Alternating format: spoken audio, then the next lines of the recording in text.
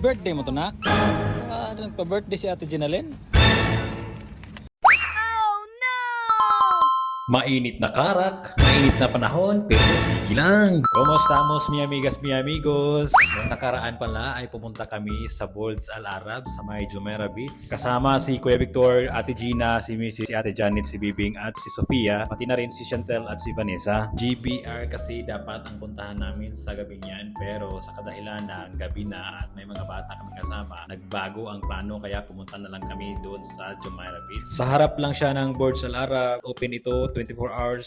One of the best destination in Dubai, offering soft white sand and iconic. Naku po, magandang lugar ito kung gusto mong mag-relax, mag-unwind at magkaroon ng quality times sa mga mahal mo sa buhay. At mga friends, nagdala na rin kami dyan ng pagkain dahil ang balak namin doon na lang kumain. Mahaba-haba ang istorya kung saan nabili ni Kuya Victor ang grilled chicken na yan. Mahigit kumulang 1 oras kasi namin siyang hinintay. Akala tuloy namin hindi pa nahuli yung manok.